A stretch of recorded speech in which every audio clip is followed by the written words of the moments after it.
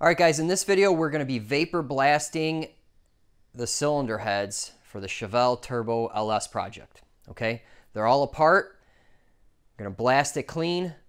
The valves have been wire wheeled, and then at the very end, we'll see, and at the very end, we'll just take a closer look at the clean exhaust valve seat and the valve itself. Lovely day to be in the garage just getting work done. It's been raining for 4 or 5 days straight, so that's awesome. I just been out here working because really there's nothing else to do when it's raining, right? All right, guys, here is a head that is done. Here is one that just been hit with solvent, and I actually baked it on my barbecue grill at 300 degrees for an hour. And the reason is the intake runners, you can see this carbon just flaking off now that it's been baked. The intake runners, I don't know what happens to the gas. It's not varnish, it's not carbon, but it turns into this gooey mess. And the intake, all the intake runners were packed full of this stuff. And with this head, I didn't even, I hit it with solvent, but I didn't brush it too hard. I put it inside the vapor blaster and just made a freaking mess. All that sticky, icky stuff just flew out of there, and it's just like all over in the machine, which I'll show you here in a second. So, clean your parts really good before you put them in the machine. All right, a lot of people ask what I use for solvent. So here's my solvent tank. It's on right now. I got this thing for free with some solvent in it. It's a Stoddard solvent, kind of like mineral spirits based, right? I had to add 5 gallons, and what I did is I used the stuff from Tractor Supply. I think it's called like Crown PCS 1000 or something. It's like 40 bucks for 5 gallons, and it works great, okay?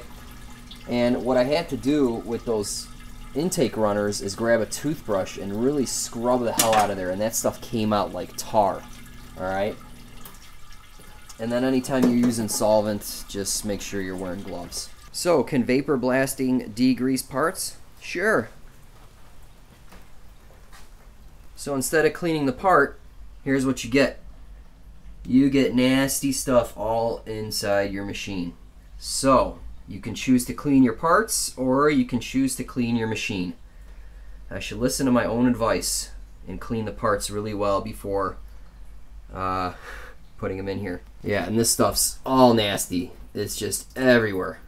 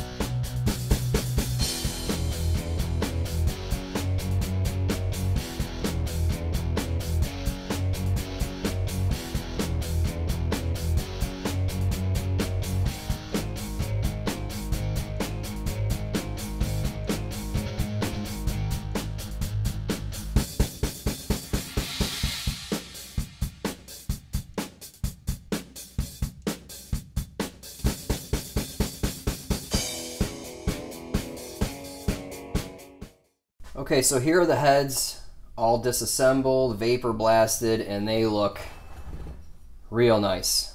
They each took about 45 minutes each to blast.